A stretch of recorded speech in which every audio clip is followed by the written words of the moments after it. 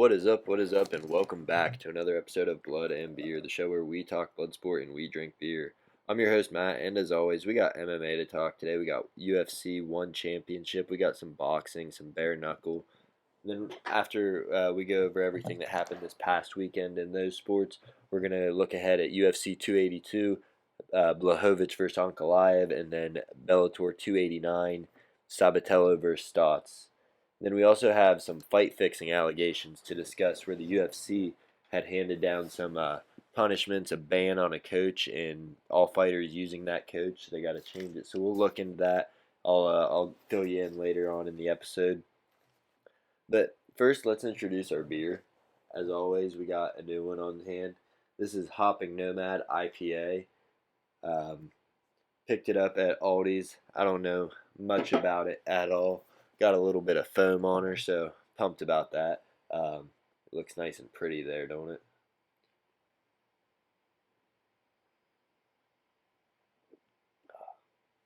I wasn't pumped about the foam.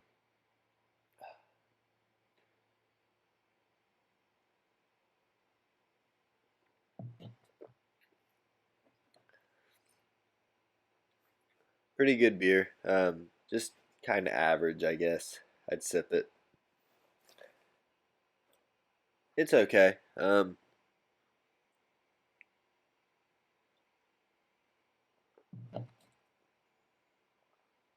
It's an Aldi's find, you know. Got to give it bonus points for being at Aldi's, of course. We'll give it a 6.3. Probably be a 5.3 anywhere else. But let's jump into the world of combat sports. So this past weekend we had UFC Fight Night, Stephen Wonderboy Thompson versus Kevin Holland, and the card was absolutely amazing, top to bottom. Tons of finishes, tons of great fights. We'll go over a couple of those fights here now. The card kicked off with Yasmin Jauregui. She took on Estela Nunez, and in the fight, both these women they were swinging. Both got dropped in the fight. Jauregui went down in the first round, but came back, and I thought she won the first round after that knockdown that she received. And then in round two, she drops Nunez twice. With the second knockdown, it was a real straight cross, or it was a real nice cross right on the chin.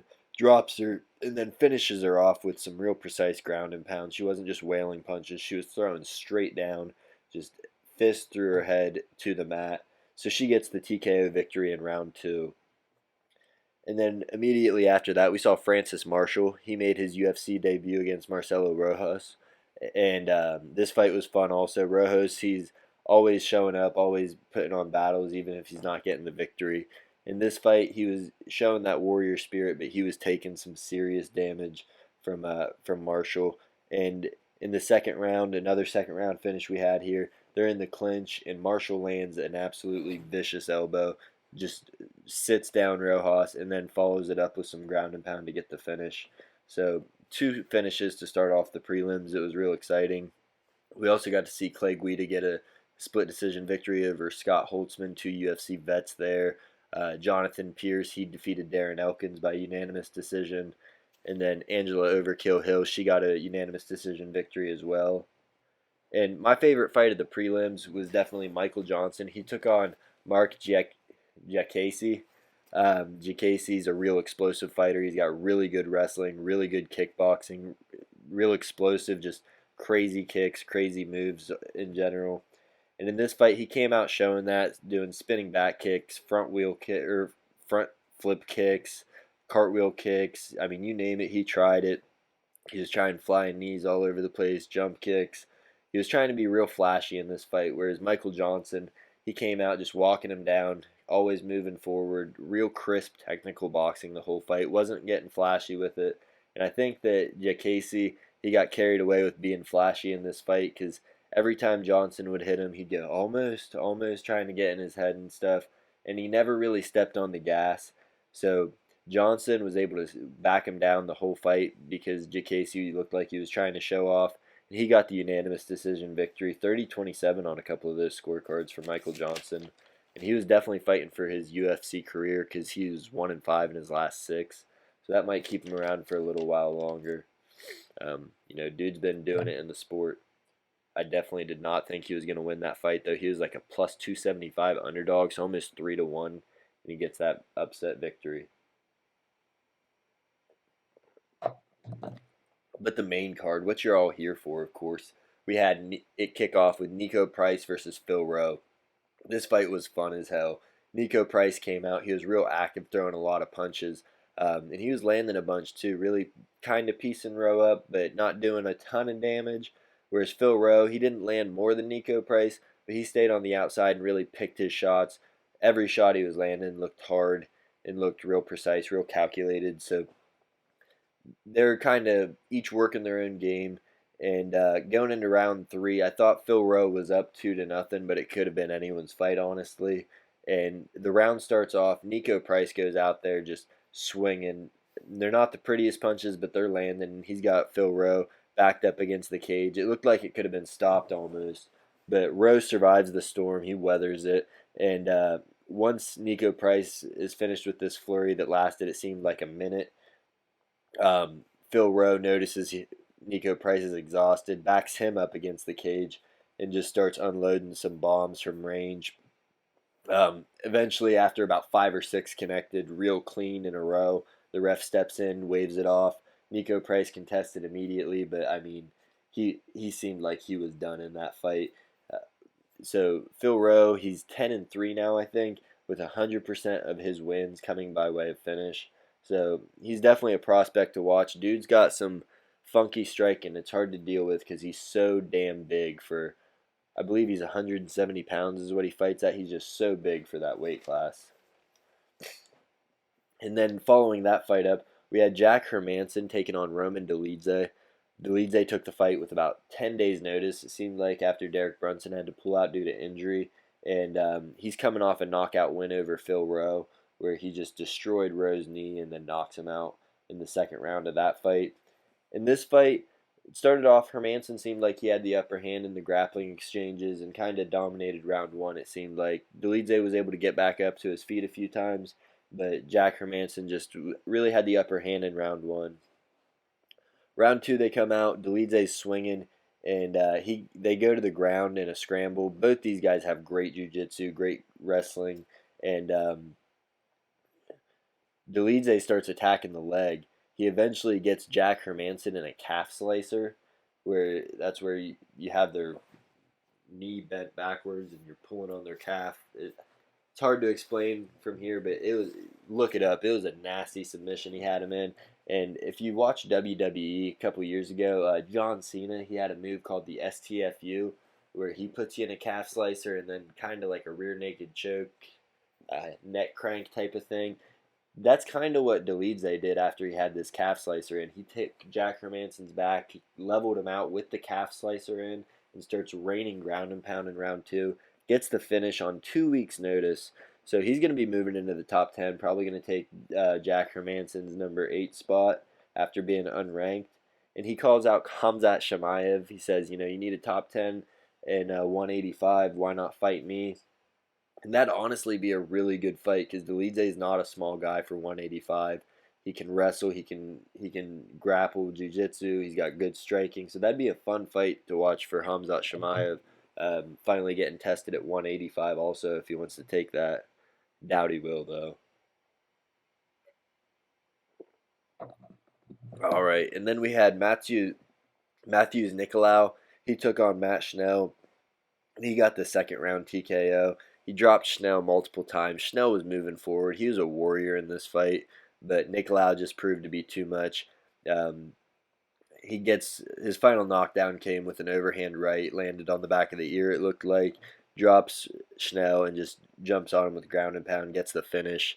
So I came into this fight thinking Schnell had a real chance, and he showed that warrior mentality. He just couldn't get it done. Nicolau was way too tough, way too technical. And then in our co-main event, we had Brian Bam Bam Barberena. He took on the legend Rafael Dos Anjos. And Dos Anjos, he's returning to welterweight after some time going back to lightweight. He comes out there. He looks really small for the weight class against a giant and Brian Barberena. And he really puts on a grappling clinic. Barberena, he held his own in the fight, don't get me wrong. But RDA just showed what makes him one of the best. Round one, he controls him on the ground a lot of the time and in the clinch. And then in round two, he does a lot of the same thing. He locks in the rear naked choke and gets the finish. So RDA in this fight, he surpasses Frankie Edgar for most amount of time in the UFC octagon with over 8 hours of fighting under his belt. And he called out Conor McGregor. He said he wants to fight him because he deserved that fight and he never got it. Injury happened about 7 years ago when they were booked to fight for the title. So he's calling him out. He wants that fight now. And before we go into the main event, I better back up because we had another Bam Bam. We had Tai Bam Bam Tuivasa. He took on Sergey Pavlovich, two knockout artists in this fight, and it was a quick fight, like I thought it would be. But I was pulling for Tai, but he didn't get it done. Sergey Pavlovich came out and just blitzed him, landed some hard shots. Tai was fighting back, swinging with all his might, but you could tell he was hurt. Pavlovich just wasn't getting hit and was landing some bombs on Tai. And in the end, it was just a flurry of punches, heavy, heavy punches that drops Tai, finishes him off with some ground and pound. Not much, though.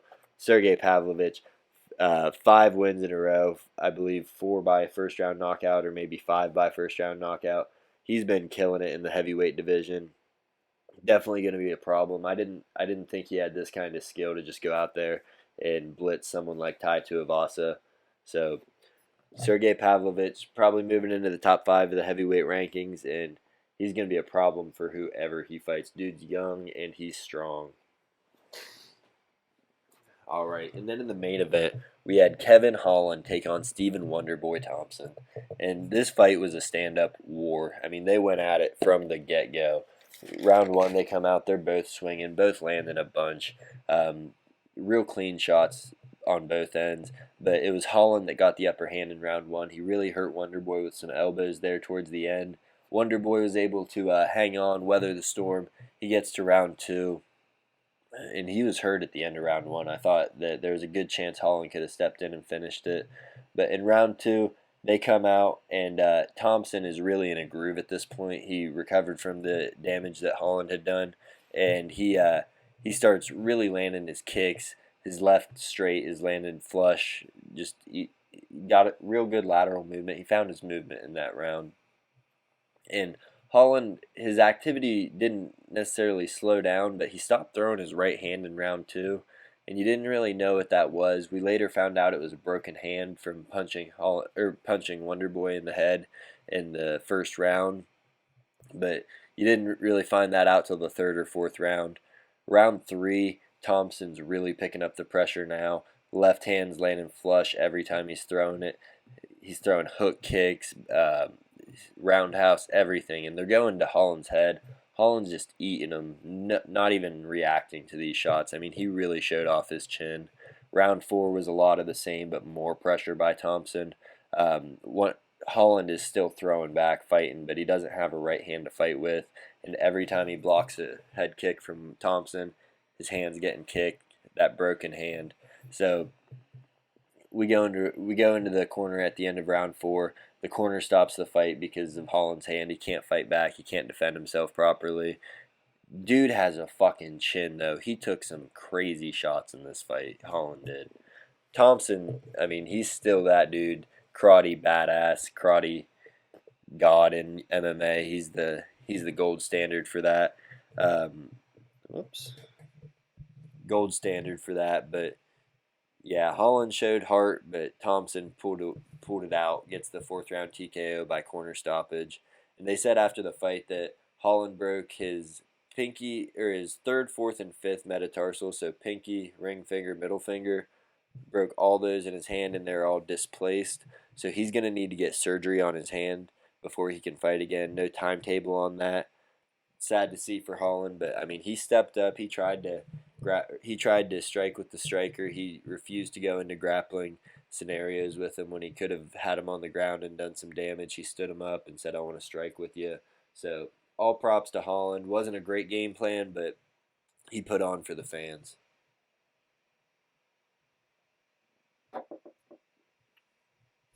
All right. So that's what we have for the UFC Fight Night event that happened. We also had a 2-1 championship events, but we're only going to talk about one of the matchups that we got to see because the other one I wanted to talk about, it ended in a no contest due to an accidental foul. So we're not going to get into that. But we had a title fight at light heavyweight. Reiner de Ritter, two division champion at middleweight and at light heavyweight in the one championship. He took on Anatoly Malakin, Malakin. Hard to pronounce his name, but he's the interim champion at heavyweight. He dropped down to light heavyweight to challenge De Ritter for the belt.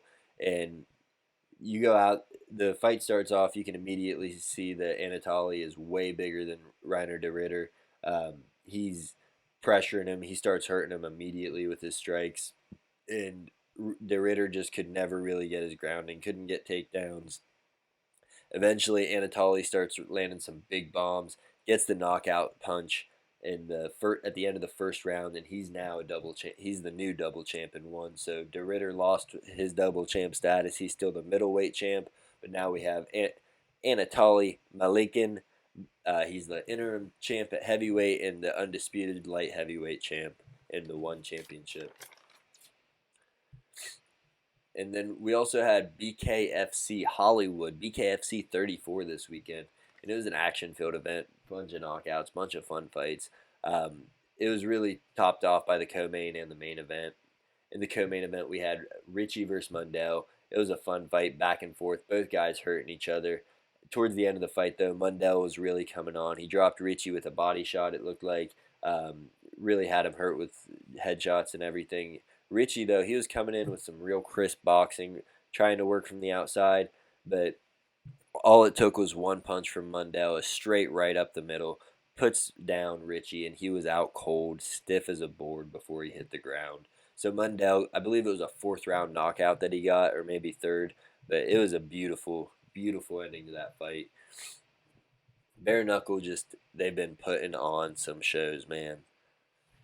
And in the main event, we had Bare Knuckles' five-time champ, Luis Palomino. He took on Tom Schoaf. And this fight, Palomino really showed why he's the champ there. He's probably the best bare knuckle boxer we've seen. If you follow the sport, he's been absolutely dominant over there in bare knuckle. He goes out there just pressuring Schoaf, walking through his punches. Schoaf is landing some crisp shots, and he's acting like nothing's happening to him, just not worried about it at all. He's really peppering Schoaf up, just hooks on his way in, stiff jab on his way in. Everything he was doing seemed to be working, really just smothering him. By the end of the third round, Schoaf's face was fucked up. I mean, eyes swollen shut, cuts everywhere. And fourth round starts, maybe one or two shots land by Palomino. Ref steps in, says, "Hey, Doc, come look at this." Doc waves it off, says too much damage has been done. He can't see. So Palomino gets his sixth title defense. And right now, it really looks like nobody can stop him in BKFC. And he's definitely their star child. That's the star of the promotion. He's the John Jones of BKFC, if you will. He doesn't look as dominant as Jones did, of course, but he has been dominant in that sport. All right, and then finally, before we jump into the news, we had a boxing match. Tyson Fury returned from retirement, short-lived retirement. He took on Derek Chisora for the third time. He beat him the other two times, once by unanimous decision, once by TKO in the 10th round.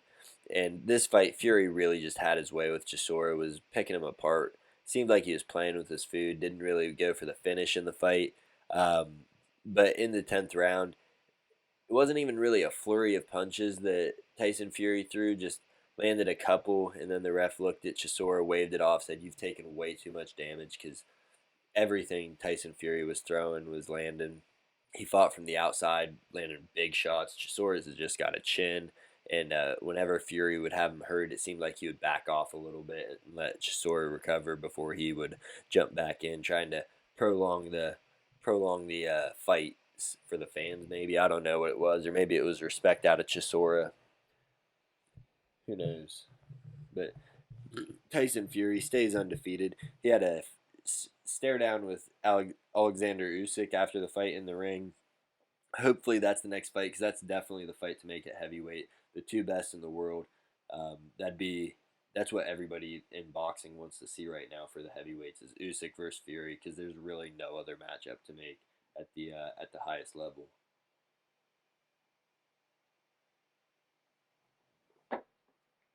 All right, and we'll jump into what I was saying about the fight fixing, the allegations, the coach being banned, what's going on there. We'll jump into that before we preview these next weekend's cards. Um, but yes, this has been going on for some time now. I didn't want to break any news on it or talk about it too much because I wanted to wait for more facts to come out. I didn't want to sound like a dummy or anything, but it sounds like there might have been some fight fixing or at least some odds manipulation. James Krause, he's UFC coach, former UFC fighter, one of the best in the game at coaching. He was a great fighter as well. He had a fighter a couple weeks ago, Derek Minner. He went into a fight very compromised, injured knee, and there were some betting irregularities because right before the fight, I guess there were a bunch of bets placed on Derek Minner to lose in the first round by knockout, millions of dollars, maybe some by James Krause. I'm not positive on that, but they came in right before the fight, and Derek Minner, he threw a kick. He was done. I mean, it was done in 30 seconds or so. So it looked real bad for Krause because Krause, he has a Discord page and a podcast where he gives out MMA picks and things like that. I guess I don't know exactly what happened, but something suspect happened with that. The UFC had to look into it. Betting agencies had to look into it, and the UFC decided they're going to ban James Krause. Ontario and I want to say Toronto, but I'm not sure what the other Canadian province was. They banned UFC betting while this is going on until they figure out what happened here. New Jersey's banning any bets placed with any fighters associated with James Krause. And then the UFC came out this week and they said any fighters trained by James Krause, you're not fighting in the UFC. You're not coming to any UFC events right now until this is handled. You'll have to find a new trainer, or you just will not be included in our events. So that includes a lot of top fighters. The highest profile, of course, being Brandon Moreno, interim flyweight champ, and he's got a fight coming up against uh, Davison Figueiredo. I believe it's in January, so he's going to either need to find a new camp fast or he's going to have to pull out of the fight. I don't know what's going on. It's still a developing story, but a lot of the facts have come out, it seems, and it's not looking good for James Krause. I don't know. We'll have to wait and see on that one.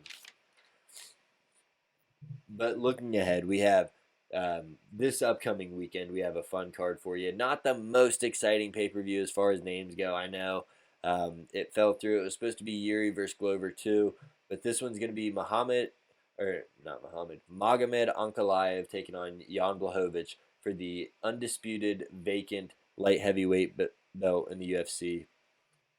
These two, both strikers. Ankalaev, he's more of a counter striker, and I think he's a little more well rounded than Blachowicz. Blachowicz, though, has real crisp boxing, pretty good kicks, but what he's best at is just pressuring you, getting in your face, and landing that one punch KO power, that Polish power that he's got. He's a former light heavyweight champion off that Polish power from knocking out Dominic Reyes. So it's going to be a fun fight. Ankalaev comes in as a huge betting favorite. I believe it's 2-1 underdog for Blachowicz right now, at least. Um, when you have that kind of power, though, you can really just change a fight at any moment. But Ankalaev has shown that he can beat just about everyone in this division. It's going to be a fun fight for the light heavyweight strap. And then in the co-main event, we have Paddy the Baddy Pimblett. He's been on absolute fire, just stopping everybody he's fought in the UFC so far. He's taken on Jared Gordon. Gordon's a UFC vet. He's got a high motor, real good wrestling. Doesn't get tired. He loves to stay in your face, kind of that Clay Guida style where he's just always moving forward, not always shooting takedowns, but just always moving forward on you. And he's got a will to win. Paddy, though, he's got that power. He's got that jiu-jitsu. He's got the sambo. He's a tough out for anyone. Jared Gordon's definitely the best competitor he's faced in the UFC so far, but I'm sure Patty's coming in as a huge favorite once again. This is his first time on pay per view, and he's going to be the co-main event, so I'm sure the place is going to be popping for him. I'm picking Pimblett in this. I don't know how you go against him. He could lose, of course. Fight game, one punch changes the fight, of course, but Patty Pimblett's just been on fire. A couple more exciting matchups on that card. We have Darren Till making his return to the octagon after a long time out due to injury. He's been just having a real rough time. His last fight was to Derek Brunson, and he got injured in that fight as well.